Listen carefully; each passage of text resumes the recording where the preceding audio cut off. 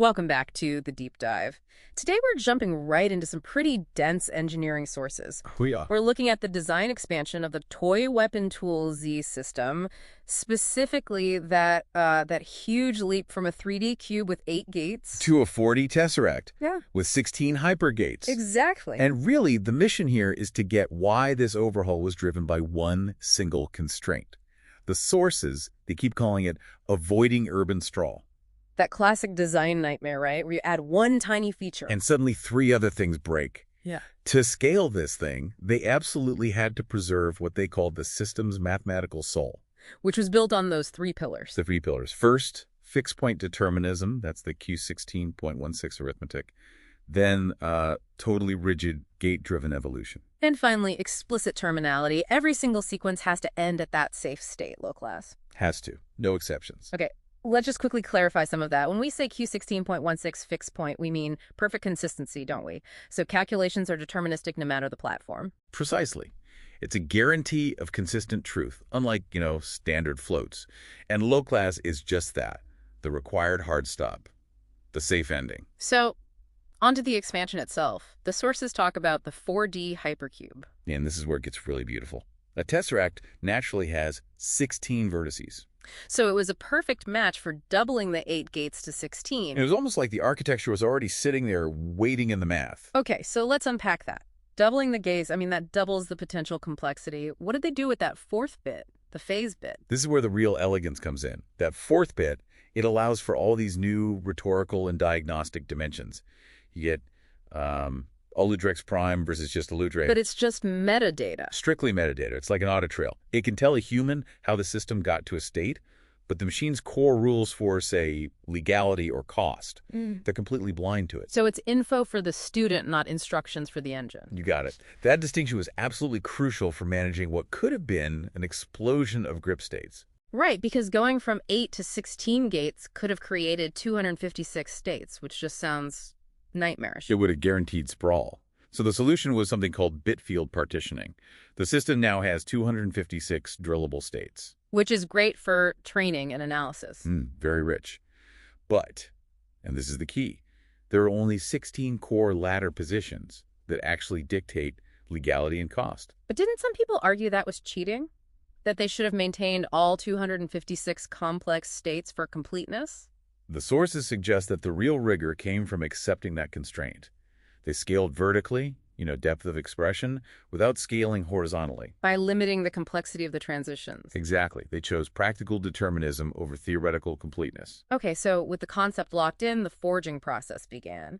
This is where they found the hairline cracks bugs in the spec, not the code. Yeah, this part is fascinating. What was the biggest crack they had to fix? Oh, the bit field portability myth. That one was painful. They designed these C-structs with bit fields, assuming the memory layout would be identical across GCC, Clang, MSVC. And it wasn't. Not even close. Compilers pad memory differently. The big lesson was you just can't rely on unspecified behavior for system integrity. Ever. So the outcome of all this forging was what they call the unbreakable guards. And the rule behind those is the single domain invariant. And this is the core proof of that elegance from constraint idea. The rule's simple. Exactly one domain grip, XIS, lead, or stability can change in any single transition. It's like architectural zoning. That's a great way to put it. You can change the building's height or its material, but not both at once. It makes debugging almost instantaneous. And we see that same rigor in the cost systems dualism. They split the economics into eternal truth. Like the static base costs. YALX is always 1966-08, period. And then adjustable policy, like the hoarding surcharge. Right. And separating policy from principle means an admin can tune the difficulty for, say, training without ever corrupting the fixed mathematical truth underneath. And the final result of all this work is that compact, deterministic, 64-bit state 4D representation. And that's really the big payoff for the learner, isn't it? The answer to why did this fail is always deterministic. Always. It's rooted in an explicit rule, like that single domain invariant, not some random compiler quirk. You can trace every single failure. It really does drive home that lesson from the sources. That elegance truly emerges from constraint. By locking down the transitions and defining that 4D space so tightly, they actually enabled richer expressive possibilities. A natural training path from level 1 linear moves all the way up to level 4 temporal navigation. It's an incredible piece of design integrity. The whole process, really, it built a proof that software can be rigorous without being rigid. Expressive, but not ambiguous. So, something for you to think about. If ambiguity is a form of technical debt, how much of that debt is hidden in the systems, or even the habits that you rely on every day? Okay, let's jump right in. Today we're tackling, well, a beast of a topic. The TESSERACTFRHOMBUS canonical block. Yeah, that's one way to put it. I mean, the source material you sent over is just... it's incredibly dense. It's this mix of advanced geometry and almost abstract logic. It is, yeah. But I think our mission here is just to map it out, find the structure and all that complexity. And where do we even begin with that? You have to start with the one foundational constant, the number that governs everything. And that's the golden ratio. Right, 50. Approximately 1.61803. It's like the metronome for the entire system. And it's not just an abstract number here. It defines real parameters, right? I saw the calculation for the 4D hypervolume, the VOD. Yeah, around 8.720. Yeah. But the temporal constants, the time-based ones, that's where it gets really interesting. The T-collapse and T-dissolve. Yeah, what are they actually doing? The system's kill switches, basically. Oh. T-collapse is hill squared, so that's about 2.618 seconds. So that's how long a state has before it just fails? Yeah. Immediate state failure, yes. And then you have to dissolve, which is that to the 6th power. What's that? Just under 18 seconds. 17.944, yeah. And that's the hard expiration. The entire event just dissolves. Everything is incredibly fleeting. So these fleeting states, that's the 16 tesseract grip vertices. That's them. Piercer, Viper, all those names. And the really ominous one, Scathe, the terminal state. Right. But just knowing the states, that's the easy part. The real difficulty is movement. The grip rotation ladder. Yes. And it is an absolute constraint. It defines the only legal moves between those vertices. So the example from the source, moving from 3 Engard to 5 Pike, that's allowed. That's a legal edge on the ladder. But from 3 to anywhere else, instantly illegal. The system is just incredibly rigid. And when you hit that final state, 15, Scathe, yeah, the only way out is through low clause, right? Exactly. And low clause isn't another vertex. It's just the mechanism for termination. It's the end of the line. Okay. So on top of this very rigid movement, we have this layer of abstract logic, the 8-gate triad gods. Yeah, and each one represents a logical function. You have Alutrex as AND, Vadrant as XOR. And Mvardis as XNOR, which the text calls harmony. And that's key. Because here's the twist. You have 8 of these logic rulers. But only 3 of them actually line up with any of the legal moves on the ladder. Exactly. Only Nolix, Slarnyak, and Mvardis. That's resurrection, phase rotation, and harmony. So what are the other 5 even for? That's the critical insight. They're not for doing anything. They're auditors. The edge DD vectors, they just diagnose a mismatch. They flag errors. They don't make the rules. That structural imbalance sort of brings us to the center of it all then. I am Niami. The conceptual anchor, yeah. And just to be clear for everyone, this isn't one of the 16 vertices. You can't be in it. It's an intersection point. It's the intersection of the unarmed god lines.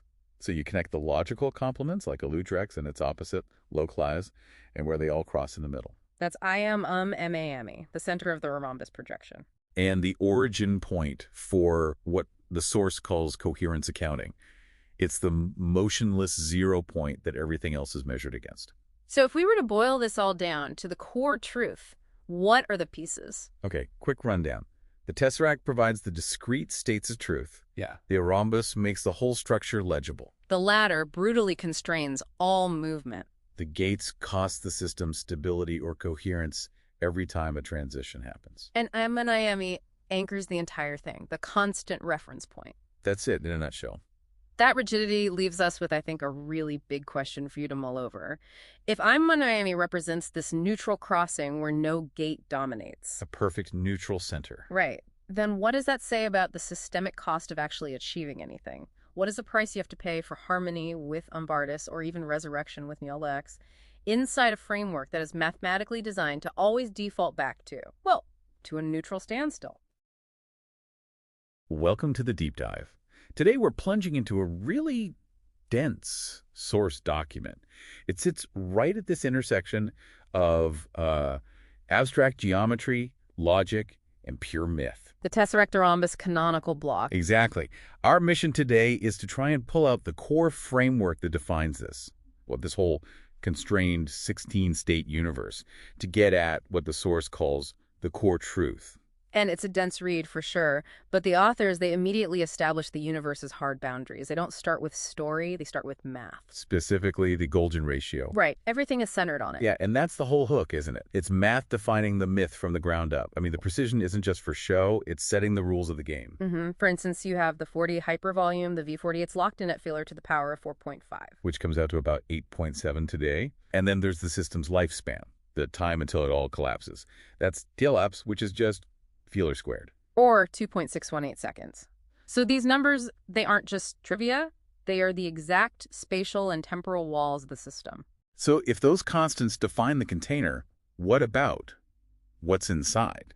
Well, that's the next logical step. The contents are the discrete truth states, and they're derived from a 4-bit tesseract. Which gives us the 16 tesseract grip vertices. Exactly. And they get these very functional, but also kind of poetic names. You see Piercer at state 1, and then the final state, 15, is called Skaith, the terminal. Right.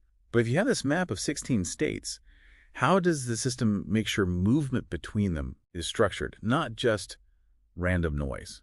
That's where the geometric framework comes in.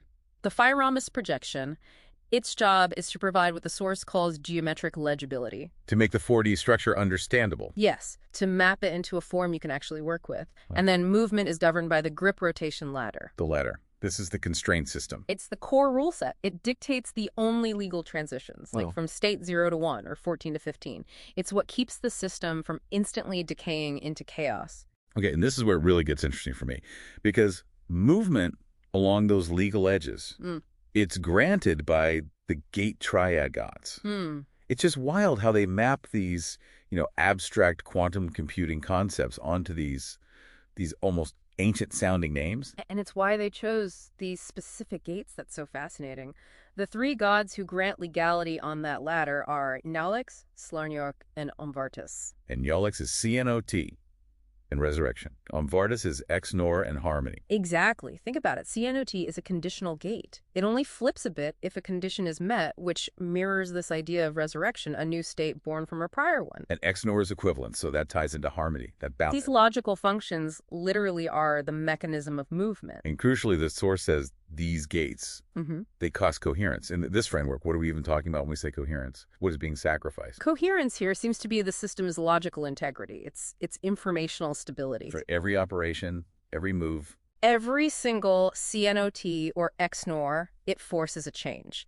And that change requires a sacrifice of stability. It's a cost. Okay, so if those 3 triad gods are the ones granting this costly legality, what's left for the other entities, the edge DD vector and the unarmed god lines? They're purely diagnostic. Think of them as error checkers. Their job is to name disagreement, to spot mismatches between an expected gate and what actually happens. But they never grant legality. Never. They just define the relationships. Like the complement bisector UJ0, which names the dynamic between Aludrex and Loclaz as Luvac. It's all diagnosis. And all of this whole structure of geometry, logic, diagnosis, it all seems to converge on one single reference point. I am Enynami, the anchor. The anchor. Tell us about that. It serves 3 roles at once. Geometrically, it's the dead center of the HEXFBIN projection. Logically, it's the origin point for all the coherence accounting. And function. For motion, it's the neutral crossing where no gate dominates. It's the absolute 0 point of the system. So if we pull this all together for you, to get that core truth, we have a complete, very tightly controlled system. Yeah. The Tesseract gives you the 16 states of truth. The HEXFBIN makes that truth legible, like a map. The ladder dictates the only paths you can take on that map. And I am Enynami anchors the whole thing. It is a finite, rule-bound journey. Right. And that tightly controlled journey, it leaves us with one pretty powerful question, doesn't it? If every movement is constrained by these logic gates, and we know that every single gate costs coherence, it costs stability, and the final terminal transition is governed by Loclaz, which is defined as not T, what kind of fundamental logical journey requires you to pay a price in stability just to reach a final state of non-existence? Okay, let's dive in. We have this incredibly dense set of sources in front of us today. It's titled TESSERACTFRHOMBUS. It is dense. It's a whole formal system, really. You've got advanced math, hypergeometry, some very complex logic. And it seemed to be charting. What? States of existence? Or coherence, I guess. Our mission here is to sort of unpack it for you. And the place to start, really, is its foundation. The whole thing rests on a single constant, phi, the golden ratio. Right. And it's not just, a background detail. It governs everything. It absolutely does. The source describes it as mapping a 4D hypervolume, which is then projected onto what it calls a golden rhombus. A rhombus. The part that really jumped out at me was how it dictates time. That was a genuine surprise. Oh, yeah. The temporal constants. Exactly. T-collapse, T-atonement, and T-dissolve. These aren't just concepts. They're defined as powers of phi. Yeah. Like they're baked into the math of the universe itself. It suggests a kind of mathematical inevitability to it all. So within this structure, the system uses 16 discrete states. They call them grip vertices. Which you can think of as a 4-bit system, right? So 0 through 15. Exactly. But they're mapped onto the corners of a tesseract. And they're given these very intense names: Piercer, Viper, Estoch. And the final one, 15, is Skaith. It's like they went out of their way to make binary sound as dramatic as possible. They did. But here's the thing. You can't just move between these states randomly. No, it's all governed by a very strict pathway. The grip rotation ladder. It's like a one-way street in this high-dimensional space. You can go from 0 to 1 or from 14 to 15, but jumping from, say, 3 to 10, impossible. So what enforces that? What's the logic behind the path? That's where the deities come in. The gate triad gods, there are 8 of them in total, and each one corresponds to a 3-bit triad, a basic logic function. Like AND, XOR, that kind of thing. Precisely. But what's crucial is that only 3 of those 8 are actually involved in the legal transitions on that ladder. Just Nolix, Larniak, and Amvartis. Wait, okay, so only 3 of them are actually opening the gates. Yes. So what are the other 5 gods doing? That is a fantastic question. Their job isn't to grant passage. Their job is to diagnose failure. So you have these other deities like Zathis or Slith. Their whole purpose is to name the mismatch, to say, you tried to use a gate that wasn't allowed here. They're essentially divine error codes. I like that, a divine error code. Okay, so we have the states, the fixed path, and the gods, who are either gatekeepers or error checkers. And at the absolute center of all of it, you have Mom Nyami. Which isn't a state itself, not one of the 16. It's something else. It's the anchor point. The source defines it in 3 ways at once, which is key. Geometrically, it's the center of that golden rhombus projection. Okay. Logically, it's the reference origin for coherence accounting. So it's the 0 point that all deviation is measured against. And in terms of motion. It's the neutral crossing where no gate dominates. It's the calm, stable center of this entire very dynamic system. It's just wild how much they pack into one single point. It's geometric, logical, and kinetic all at once. So to kind of sum this all up for you, the core idea seems to be this. The tesseract gives you the discrete truths, the states. The phi rhombus makes them legible, understandable. The latter constrains the movement between them. The gates act like friction. They cost you coherence to pass through. And Nyami just anchors the whole thing. It keeps it all honest. It's a complete self-referential mathematical ecology. That precision is what makes it so compelling. It really is. So we'll leave you to chew on this. The source says the tesseract provides discrete truth, and the rhombus provides legibility, if this whole structure is defined by the golden ratio. From its geometry right down to the timing of its final dissolution. What does it suggest about the inherent mathematical legibility of truth itself, especially in higher dimensions? Is truth always meant to be this? Elegant. Okay, let's dive right in. We are unpacking the TESSERACTFRHOMBUS architecture. Right. And this isn't just some abstract theory. It's a full-on language built from geometry and logic. And, well, our mission here is to really get its core structure. It's an incredible system.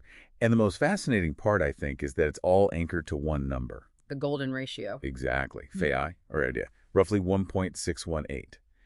Every single constant in this system, from the 4D volume to the time itself, it's all derived directly from it. Which means it's sort of the internal clock for this entire universe. You know, it sets these very specific time boundaries. You have Tetoment. And they're just sequential powers of 8. It's so elegant. Yeah, so you don't even have to memorize the numbers. You just need to know that IS is the only rule book here. And that one rule supports the whole philosophical core, which is this duality. Tesseract equals possibility, And the rhombus, well, that equals legibility. So the tesseract holds all the potential states, all 16 of them, but the rhombus is the lens. It's what forces that potential into something we can actually read or understand. Precisely. And that framework gets its shape from the 16 grip vertices. Which have these amazing names. I mean, you've got Piercer for 0, Viper for 1, Shield for 8, all the way up to Scathe at 15. They are the actual nodes of the system. But here's the thing. Movement between them is incredibly restricted. You can't just jump anywhere. It's all governed by the grip rotation ladder, right? That's it. It defines the only legal edges for travel. It's a very strict path. So who or what is controlling the path? That's where the gate triad gods come in. These 8 gods are just representations of logical operations that, execute the movement. So, for instance, Eludrex is a logical AMD, Vadrant is XR. And Nolex is Cieno. Right. The whole set gives you logical completeness. But the sources are clear that only 3 of them are legal ladder gates. The ones that actually permit movement. Yes. Yolix, Slanyok, and Umvartis. Then you have Loclaws. It functions as a not gate, but its real job is just to be the end. It completely terminates the sequence. Which, I mean, that brings us right back to the system's economic axiom. The ladder is defined as permission. And the gates are the cost. Exactly. So you might have permission to move, but to actually do it, to call on the god, that always has a cost, a transaction. And what's really cool is how these connections get named. You have your standard ones, the edge god pairings like Du-1-1 Nati, but then you run into the exceptions. The unarmed god lines, why are they called unarmed? Because they override everything else. They're special complements, like the line $3 for Das Dagen, that just bypass all other conditions. Think of them as fixed, absolute rules. Okay, so if you trace all of these absolute overriding lines, where do they go? They all converge on one single point. I'm a Mnyami. I am Omniami. It's the intersection of all those unarmed god lines, and it's also the dead center of the Ormus. The system calls it coherent 0. And its entire function, its whole meaning, is just orientation. That's it. So to kind of pull this all together for you, what we have is this architecture where possibility and legibility are geometric opposites. Yeah, a system governed by the golden ratios math, and it's all executed by logical gates that define the price of every single action. So here's something for you to chew on. The system explicitly states that gods equal disagreement. They're the functions, the transactions. But the central point, I am Omninami, is called neutral dominance cancel. So what does that tell us about the fundamental role of disagreement, of conflict, in finding your orientation in any complex system? It implies that maybe without that conflict, you can never actually find that center point, that coherence 0. Welcome to the deep dive. Today we're jumping into a really dense piece of source material. It's called TESSERACTFRHOMBUS. Which is quite a name. It is, but what it describes is this fascinating, almost self-contained universe. It merges geometry, a very specific mathematical constant, and some pretty high-level conceptual logic. And that's our mission, really, to break down how this system defines things like movement and even disagreement, all from a few first principles. So where do we even start? What's the anchor for all of this? It all comes down to one number, or phi, the golden ratio, about 1.618. Right. The entire framework, its logic, its timing, it's all built on this one perfect irrational number. Okay, so it takes this abstract mathematical idea and then does what with it? How does it become operational? It translates it directly into time. The source material lays out these specific named temporal markers. So like literal clock ticks for the system. Exactly. We're talking concrete values. For instance, there's a state called T-collapse, and it's defined as squared. That's roughly 2.618 seconds. Okay, I see. And it keeps going. It does. Then you have Tatominate cubed, which is about 4.2 seconds. It escalates from there. The longest one mentioned is T-dissolve, which is 8 to the power of 6, almost 18 seconds. So the math itself is setting a hierarchy. A longer time means a more significant event or a more complex one. That's it. The math is the priority. A more complex operation simply takes more time, according to this very rigid T-based clock. That level of precision, it must extend beyond just the timing. It has to, and it does. The operational space itself is just as structured. It's defined as a 4-bit tesseract. Which gives us 16 points, or vertices. The source calls them grip vertices. Right. Think of them as the 16 possible states the system can be in at any given moment. So how do you move between these states? That's where it gets interesting. You navigate them using what the source calls the gate triad gods. Gods. That sounds a bit lofty for what I'm guessing is just system logic. It is and it isn't. Underneath, yes, they're just standard logical operations. Yeah. Olydrex is the ANI gate, Vadrant is XOR, Thedlario is an R. The usual suspects. So why the names? Why call an A and D gate a god? It feels like an unnecessary complication. Because the name assigns a conceptual weight. It's about the cost of the operation.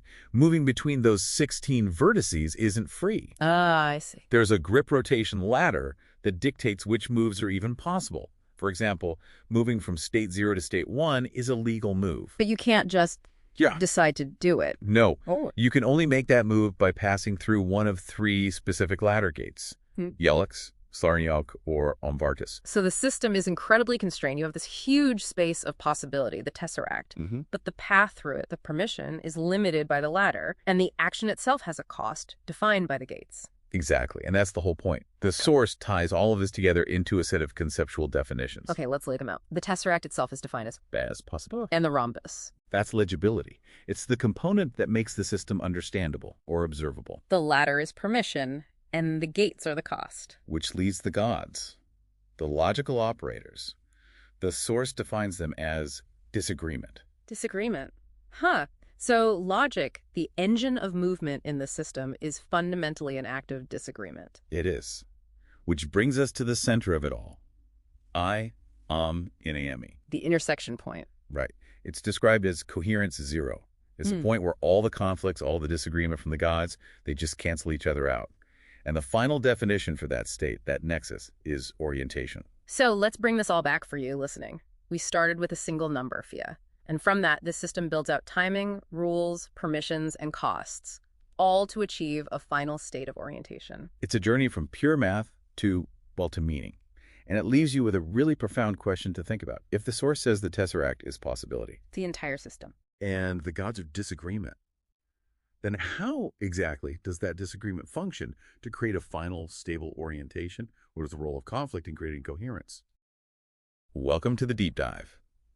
So the source material we're looking at today isn't what you'd call normal reading. It's just pages of hexadecimal numbers next to these long strings of ones and zeros. Pure machine talk. Exactly. And it looks almost impenetrable, but our mission today is pretty clear. We're going to unpack this foundational language, hex and binary, and show you why the data is always grouped into these specific lengths. Right, because the structure is everything. This isn't just a random code book. Not at all. It's the core of how computers communicate. It's all about, speed for the machine and, frankly, readability for us humans. Just a quick note for anyone looking at this. When you see something like 0 by 47, that 0x is just a signal. It's the standard way of saying, hey, what follows is a hexadecimal number. Okay, so let's get into the fundamental shortcut here. I think what's so fascinating is how much easier it makes things. The smallest convenient grouping you see here is the 4-bit chunk. Sometimes people call it a nibble. A nibble.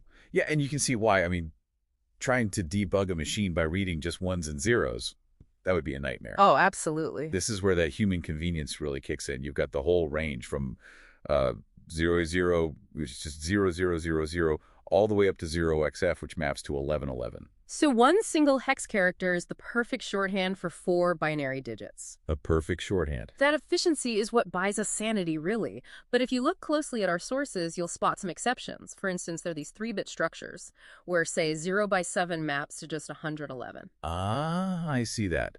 So that suggests that while 4 bits is the standard for us, the machine itself might sometimes be optimized for even smaller groups, maybe in like specialized registers or something. It could be. It shows there's variance. But if the nibble is the shorthand, then doubling it gives us the real cornerstone of all digital information. The 8-bit grouping, the byte. Okay, so why 8, though? Why is the byte the fundamental unit for everything from, text messages to file sizes? Why not 6 bits or 10? That's a great question, and it's really a key historical insight. The 8-bit byte became dominant because, as computing was maturing, 8 bits was the perfect size to map the entire ASCII character set. For letters and numbers. Exactly. It made it the most efficient universal unit for storing basic text. So when you see 0 by 47 in the source mapping to 01000111, you're probably looking at a single character. Got it. And we also see these less common groupings, these 12-bit ones. For example, 0 by 356 becomes 001111, 010110. And that right there instantly tells you something. It suggests the data came from a system with a very specific, often specialized architecture. Older mini computers or certain industrial systems sometimes use 12-bit units. It's a reminder the digital world isn't always built in multiples of 8. So here's where we scale it all up, Yeah, right, to the really complex stuff, the 32-bit structures. We have examples in here like 0 by 19 E3779B, which maps to, well, a very long binary string. a very long string. We call that a 32-bit word. Okay. And what that represents is huge. It could be a standard memory address telling the computer exactly where to find data, or it might be a complex number, like a high-precision floating point number you'd use in graphics. But the crucial thing is, even that massive word is still just 4 of those basic 8-bit bytes stacked together. So it all comes back to the same building blocks. The entire system is built from that simple foundation.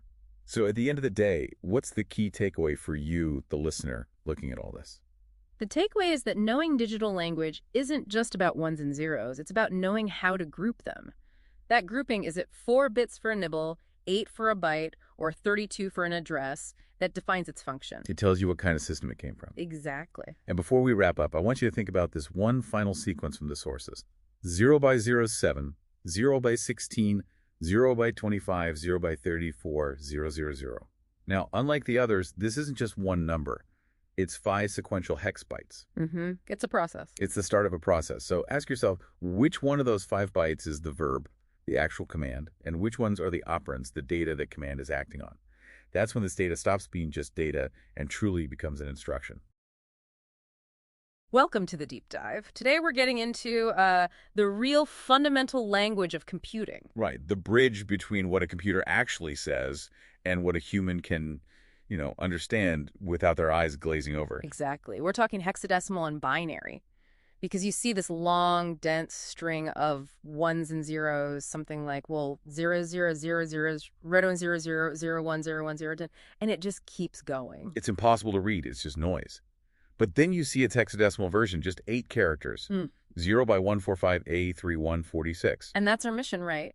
To unpack how that incredibly efficient shortcut is even possible. It all comes down to the structure. Yeah, so let's get into the building blocks. Why 4 bits? Why is that the magic number for this whole system? It really just boils down to pure math. If you have 4 bits, 4 places for a 1 or a 0, you can make exactly 16 different combinations. 16 unique values. And that maps perfectly to the 16 symbols in hexadecimal. You have 0 through 9, and then, A through F to cover the rest. So that's the aha moment. It's not some random choice. Not at all. It's a perfect fit. A complete one-to-one mapping. Like, if you look at the data, the hex digit 0 by 9 is always and only 1001. Right. Or 0xc, which is 12 in decimal, becomes 1100. So any giant binary string is really it's just a bunch of these simple 4-bit chunks strung together. That is the entire foundation. Okay, so that foundation, it has to scale up. And the beautiful thing is, it does immediately. Once you get the 4-bit chunk, you basically get the whole system. So we can move up to, say, an 8-bit block, a byte. Exactly. And a byte is so critical, right? Yeah, that's your fundamental unit for memory, for characters, pretty much everything. And an 8-bit byte is just 2 of those 4-bit chunks side by side. So a hex value like 0 by 67 is just so much cleaner than reading out 8 ones and zeros. Right. And the pattern just keeps going. The data shows 12-bit examples like 0 by 3 PAF 6. Yeah, and you can see it right there. 0 by 3 is 0011. 0 by 5 is 0101. And 0 by 6 is 010. You just snap them together. Snap them together. It's like building blocks, perfectly interlocking. Okay, so let's take this all the way up to the really big stuff in the data, the 32-bit streams. These are the things you see in modern systems all the time. Memory addresses, complex instructions. Yeah, like a value we saw, 0 by 8 B7 F30 C8. As a binary string, that would be, 32 digits long? 32 ones and zeros. Just a massive, overwhelming string to look at. Utterly unreadable to a person. But a programmer, they don't see 32 digits. Because of that 4-bit rule, they see 8 simple chunks. 8 characters to check instead of 32? Exactly. So if you're looking for a mistake, a bug. You're not scanning 32 digits, you're scanning 8. That's a huge reduction in, cognitive load. It makes it so much less error-prone. It's the whole point. Yeah. Hex is that critical bridge that makes the machine's language usable for us in real time. So I think the big takeaway here is that hexadecimal isn't really a different language. No, it's more like a shorthand, a highly efficient, condensed version of binary. Built entirely on that clean, elegant 4-bit foundation. Right. It's what makes complex data manageable for us. Absolutely. It enables that rapid analysis. And maybe to leave everyone with a final thought on this, we looked at 32-bit examples, and that seems pretty big. It is. But modern computers process that in an instant. So think about what that means. If one of those 8-character hex codes can be a single precise memory address, what kind of incredibly complex data is flying around right now represented by those codes? Think about streaming video, high-speed financial data. The density of information packed into that simple representation is just, it's truly immense. Welcome to the deep dive. Today, our mission is deceptively simple. We're plunging into a stack of purely technical source material. It's a dense list of hexadecimal codes and their binary representations. It feels like we're just staring at machine language. Yeah, and it's our shortcut to understanding, the mind of the machine. We're not just here to count in base 16. Right. We're using hex as a sort of condensed shorthand to reverse engineer the actual data architectures at play. So what's the main takeaway we should be looking for as we wade through all these ones and zeros? It's that by just observing the length of the binary string, whether it's 3 bits, 12 bits, or 32, you can instantly see the system's choice. Its choice about what? About data precision and its physical size. And those choices tell us everything about what the architecture values. Is it space? Is it speed? Or is it absolute accuracy? Okay, let's unpack that. Let's start with the foundation. We see a lot of common standard mappings. Yeah, the one-to-one translation of a single hex digit to a 4-bit binary string. And of course, you put two of those together and you get the familiar 8-bit byte, like 0 by 45 mapping cleanly to 010000101. Exactly. That's the baseline, the standard language for basic data storage. But what's so fascinating here is how quickly this data set abandons that standard 8-bit block. When it needs to be more efficient. When it needs to be ruthlessly efficient. You mean those strange, really short representations? I saw one entry that showed 0 by 5 mapping to just 101. That's only 3 bits long. Why would an architecture break convention just to save a single bit? That 3-bit structure, that's hyper-efficient data packing. Yeah. It means that in that specific part of the system, it's optimizing space so tightly, it's only using 8 possible states. So it sacrifices the simple, standard byte structure. For micro-efficiency, yeah. It's segmenting data almost like it's using octal notation. So that reveals compromise on the small end. But it goes the other way, too. The system adds bits back when it needs them. We see these groupings that completely break the 8-bit rule. You're talking about the 12-bit blocks. Yes, exactly. We certainly do. The sources have these 3 hex-digit codes, something like 0xCD6, and it maps to 11100101010101. So why 12 bits? It means the data needs more precision than a standard byte, but, less than a full 16-bit short integer. Okay, I see. That kind of custom length often signals something specialized, like encoding for graphical components or internal registers, data that doesn't fit into neat little slots but has to be handled efficiently. Okay, so let's connect this to the bigger picture. Yeah. We have to look at the longest strings provided, the really crucial information. Right. We see examples like 0 by 203077 ABB. And that maps to this massive 32-bit binary string. 000011111111111111111111111. Yeah, and that length is a sign of high stakes. 32 bits suggests we are looking at something absolutely fundamental to the system's operation. Like what? High accuracy floating point values, maybe, large memory addresses that span a wide space, or perhaps really complex encoded instructions. It requires 4 times the capacity of a standard byte, which signals a core part of the system. Now, before we wrap up, we hit this curious sequence at the very end of the stack. It's not mapped to binary, it's listed as a grouped packet. 0 by 07, 0 by 16, 0 by 25, 0 by 34, 0 by 00. Oh, that grouping is highly significant. Wow. Because it implies a defined structure and a sequence. These are 4 specific 8-bit values, and they're followed by a 0 byte, that 0x00. Terminator. Exactly. That 0 is the traditional segment or string terminator. It's the digital equivalent of an exclamation point and a period all in one. This is not a list of random values. It's an intentional command packet. So what does all of this really mean for you, the listener? This deep dive shows that even in the seemingly rigid world of data encoding, the architecture is defined by compromise. Constant trade-offs. Right. We saw immense variation, 3-bit, 4-bit, 8-bit, 12-bit, 32-bit, all chosen specifically to balance processing speed, data size, and the precision it needs. And here's a final provocative thought for you to chew on. Given that explicit grouping of those 4 specific 8-bit codes, The 0 by 07, 0 by 16, 0 by 25, 0 by 34, followed immediately by the 0x00 terminator. What singular critical command or sequence would require the precise assembly of only those 4 specific values and absolutely nothing else?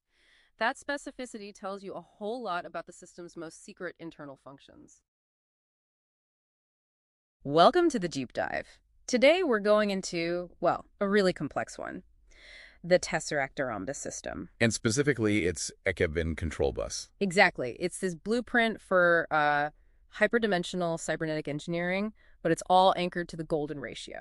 Which is just wild. Our whole mission today is to figure out not just what this thing is, but why on earth it needs this, transcendental math just to stay online. So let's start with that foundation. We're talking about HEXFBIN, which is roughly 1.618. Right. And it's not just some random constant they picked. It is the mandated scaling factor. It sets the frequency, it sets the dimensions, everything. Okay, so if phi is the macro anchor, what about the small stuff, the minimum unit of information? That's where it gets really interesting. They call it the microcosmic constant, H.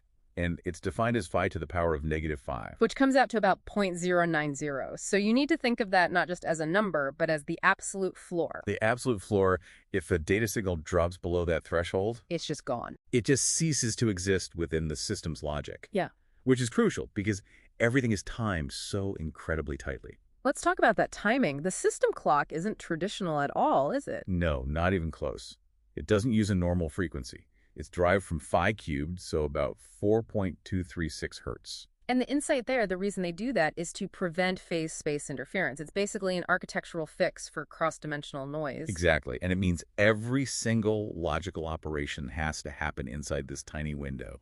They call it the quantum tick. Just 0.236 seconds. That seems like an impossibly tight deadline for 4D computation. It is. And that speed is managed by these 8 things they call deity gates. Which aren't just oh-no-F switches. They're phase-away operators that actively manage the system's energy. And this is where you really see the system's constant battle, between creation and collapse. Take the Daleks gate. Okay. Functionally, it's a CNOT gate. Its job is rethreading, so it violently reconnects logical paths that have broken. Sounds useful, but I'm guessing it costs a lot. A massive amount. It requires an energy injection of over 6.854 joules. You can think of it as the system's emergency defibrillator. That sounds like a huge vulnerability, though. I mean, is that kind of power draw sustainable? Well, it balances itself out. That's where another gate, the localized gate, comes in. It's a simple not operator. Right. But localized doesn't consume energy. It's engineered to be an entropy sink. It literally has a negative energy delta of -0.618. Wait, that's the negative inverse of phi? Precisely. The system literally eats disorder to create balance. It's almost poetic, really. So all these gates, they're guiding the main bus, the HEXFBIN bus, into one of 16 distinct states or grips. Yep, tracked by the grip identity core. You can picture them like, 16 different martial arts stances. Yeah. From Piercer, the base state, all the way to Scathe, the terminal one. And how committed it is to a stance is measured by this grip commitment value. Exactly. And when you see a high value like FF7, which is about 255.4375. Why should we care about that number? You should care. Because if this system were controlling, say, critical infrastructure, that level of commitment means it is incredibly resistant to any external override. It's locked in. And the master controller for all this is the Theodore protocol, the main execution loop. Right. It's all about maintaining integrity. It starts with a critical IAM check to make sure the system is stable. And if it passes that check? If it passes, the system performs what's called hypervolume scaling. It expands its own internal phase space by a factor of phi to the power of 4.5. So it's actively growing its own universe every time it confirms it's stable. It's seeking to expand its own existence, using the golden ratio as its blueprint. This all leads to the final, almost existential check, the consciousness collapse criterion. The system is constantly projecting its own self-identity. If that value ever drops below the inverse of phi below 0.618, It's a critical failure. you have 2 choices: initiate a massive, high-cost rethreading, or face total dissolution. It's in a constant phi-guided battle just to persist. So looking at the big picture, what does this mean for the future of the TESSERACTFRHOMBUS? The sources give a final Euler characteristic of about 25.202. And that number is key. Because it's not a whole number, it tells us the manifold isn't closed. The tesseract doesn't actually seal itself off. It remains an open, expanding, hyperdimensional space. Which leaves us with a final provocative thought. Yeah, this is really something for you to mull over. If the architecture allows for this kind of recursive descent and topological expansion, all driven by this divine geometry, Does the TESSERACTFRHOMBUS seek to achieve what we would call consciousness? or is it merely seeking a persistent phi-guided existence as it endlessly grows its own reality? Welcome to the deep dive. Today we're getting into, it's a bit of a mouthful, the TESSERACTFRHOMBUS HEXFBIN architecture. The big one. Yeah, a big one. But the concept behind it, I mean, it's profound. This isn't just about shuffling data around. It's more like a blueprint for how to bridge machine control with, actual biological movement. Exactly. We're looking at how they're trying to unify this theoretical fourth dimension, the tesseract, with a real physical, smooth feeling, the rhombus. Right. And the whole mission here is to get past that classic problem in teleoperation, the lag, the cognitive distance you feel. That slight delay that just feels wrong. Yes. This architecture is designed to create movement that feels inherently organic. It syncs the machine's actuators directly with the operator's own biological rhythms. Yeah. The whole philosophy of motion built into the silicon. Okay, let's unpack that. The core idea seems to start with time. This thing doesn't use a normal digital clock. Not at all. Instead of simple integer, the clock frequency is set to cubed. That's the golden ratio, cubed. Which comes out to something like, what, 4.236 hertz? Roughly, yeah. Yeah. A really strange, irrational heartbeat for a high-tech system. So why do that? Why that specific number? Well, what's so fascinating is that the resulting tick interval, 236 milliseconds, lands perfectly inside the human tactile frame rate. The tactile frame rate. Researchers put it somewhere between 200 and 300 milliseconds. It's basically the speed of human touch. So it's intentionally slowing down to match us, to minimize that feeling of digital lag and fatigue. Precisely. But there's another benefit to that weird irrational number. Which is? Stability. Because a frequency like E cubed is always out of phase, it prevents the system from accumulating those tiny periodic errors over time. It's always slightly off from common electronic noise, like 60 hertz hum. Huh. So it provides this natural ultramagnetic stability baked right in. Baked right in, the part of the geometry of the timing. Okay, that makes a lot of sense. So we have the heart, the timing, but the systems still have to know what it's doing, the context. And that's where the tesseract identity comes in. This is where the 4D mapping idea really starts to take shape. So the main register, the grip identity core, it's not just an ID number. No, it treats these identity words as 4D coordinates. You can think of the first three dimensions as, where the hand is in space. And the fourth? The fourth dimension is the context. Is it performing surgery? Is it trying to crush something? That's the fourth coordinate. That's powerful because you have to switch between those contexts instantly. How does it pivot between two totally different 4D states like that? That's handled by something called the Nielix gate. It's a rethread command, basically. A rethread? Yeah, and it lets the system switch its entire logic, say, from a surgical grasp to a power grip, all within a single one of those 236 millisecond clock ticks. An instantaneous personality change for the machine. You got it. It's essential for avoiding, fatal delays. And that speed is crucial, especially when you talk about force. You can't have that steppy, quantized feeling when you're dealing with touch. Exactly. No graininess. That's the rhombus projection we mentioned. That smooth feeling. How do they pull that off? The force register uses this specialized 12-bit format. The jargon isn't important, but the result is. It reduces that quantization error, the graininess, to less than 0.04%. So the force curve feels continuous, like your own muscle? Just like it. That is the rhombus. And to keep things from breaking, they build safety right into the logic, not just a simple force limit. It's what they call topological safety.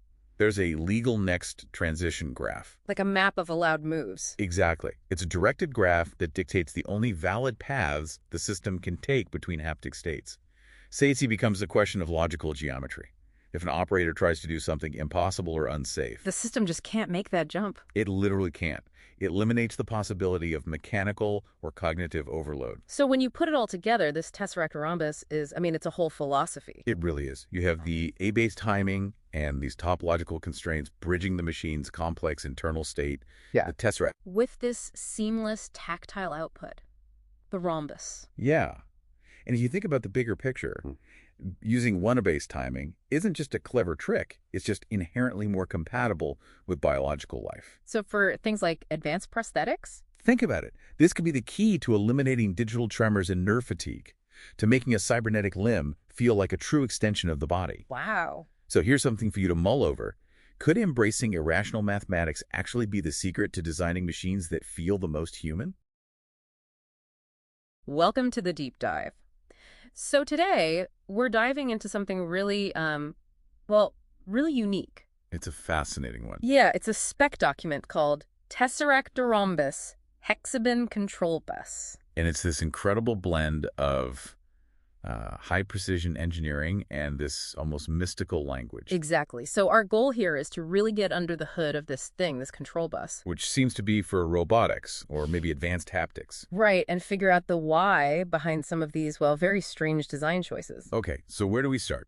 The foundation seems to be all about identity. The grip identity core? Yeah. A0. Exactly. It's basically assigning a unique fingerprint to every single action, every component. And these are not simple IDs. I mean, we're looking at a huge 32-bit binary, for one example. A massive unique identifier. It tells you right away that tracking and auditing are just critical to this system. Well, you have this incredibly complex digital name tag for everything. But then the initial input, the finger contact bits, is strikingly simple. Almost jarringly so. It's just a 4-bit map, 16 states, from 0 to F. Why so restrictive for what seems like such an advanced system? I think it's about optimization. It's elegant, really. When speed is everything, you get rid of ambiguity. So just on or off? Those 4 bits probably map directly to physical sensors. It's fast, it's clean, and you avoid the latency of processing complex analog data right at the start. Okay, that makes sense. But just knowing what is touching is one thing. The system also needs to know how hard. And that brings us to grip commitment, or D0. Right. It measures the intensity, the reliability of a grip. And this is where the math gets, specific again. It uses Q8.4 fixed point notation. Yeah, which might sound a bit arcane if you're not deep in real-time firmware development. So for our listeners, why would they choose that over just, standard floating point numbers? It all comes down to predictability. Floating point math can sometimes take a variable amount of time to compute.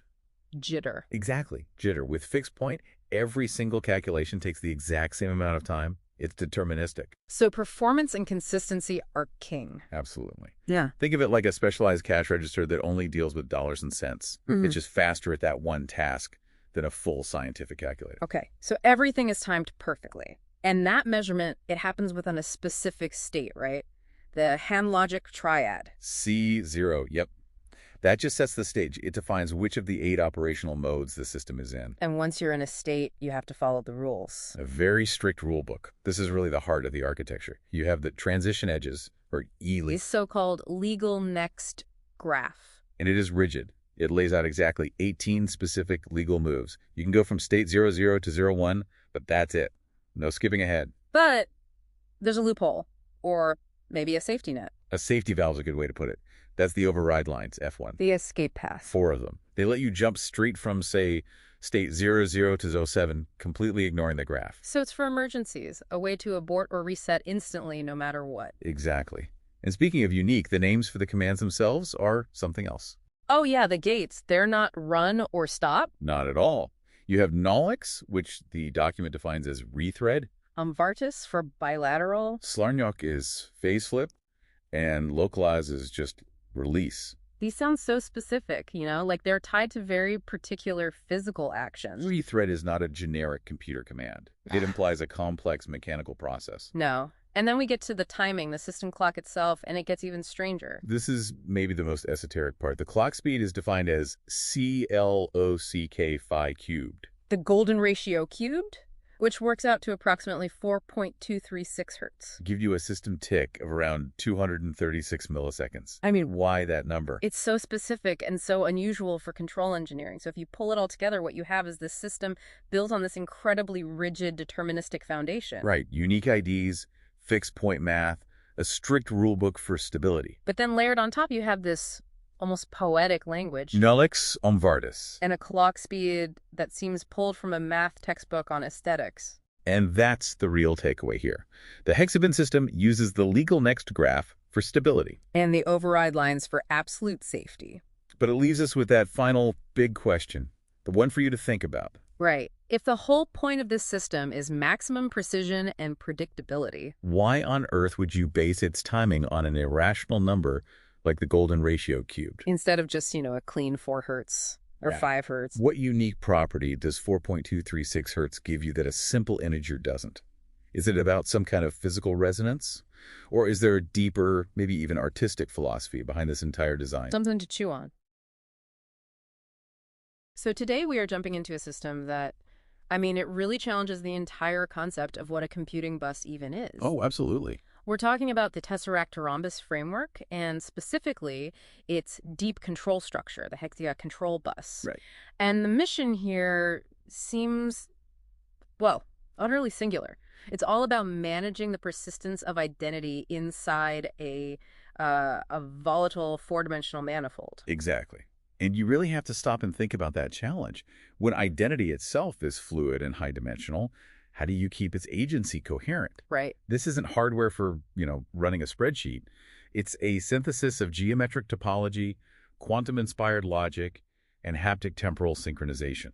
So if a normal bus is like a 2-lane highway, this is something else entirely. It's a fractal, self-repairing, 4-dimensional infrastructure. That's the leap. Okay, that immediately raises the question of stability. You can't build something that complex, that 4-dimensional, without an absolute foundation. You can't. And that foundation is purely mathematical. It's geometric. Rooted in the golden ratio are. It is. The whole TESSERACTFRHOMBUS framework is rooted in the fractal jump hypothesis. Yeah. And it uses office as its core oscillation frequency. This ratio we see everywhere in nature. Exactly. And it's applied so rigorously here to ensure the sacred rhombus's geometry stays consistent across every single logical phase. That's the guarantee of stability. And that stability, it actually dictates time itself within the system. Precisely. The system runs on this very specific, very low-frequency pulse. It creates what they call the quantum tick. Which is 236 milliseconds. Right. And that tick basically dictates the speed at which identity must stabilize. You, the agent, are given a strict temporal budget. And if you fail? Well, you hit critical thresholds. First, the collapse threshold after just a couple of seconds, and then eventually the dissolution horizon. About 18 seconds. 18 seconds, yes. After that, state collapse is total. 18 seconds until complete identity loss. Those are incredibly tight constraints. They have to be. Which means the system needs absolute uncompromising fidelity on the input. Which brings us to the grip identity core. Mm-hmm. This is how it maps physical intent into that logical space. And what's so interesting here is the addressing structure. It's not fixed. No, it's a variable width. Mm-hmm. And critically, it includes the 36-bit recursive terminal word.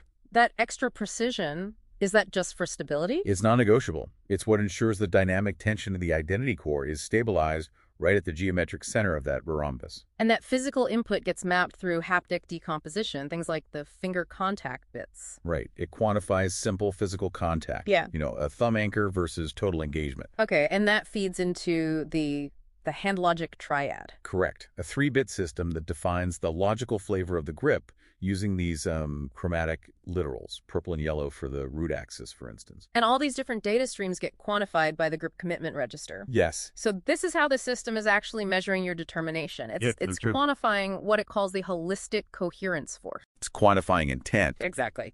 Measuring how badly the agent wants to maintain a given state, from idle all the way up to scathe. Peak saturation force. And all that energy is governed by what they call the deity gates. These aren't like normal logic gates, are they? Not at all. They're phase-aware operators. Yeah. They actively manage the flow of energy and entropy in the system. Okay, so give us an example. What does a deity gate actually do? Well, take Knolex. It's the mechanism for what they call creative will. It always adds a net positive energy to the system, rethreading logic paths, Driving change. And its counterpart is low class, which Right. is the necessary entropy sink.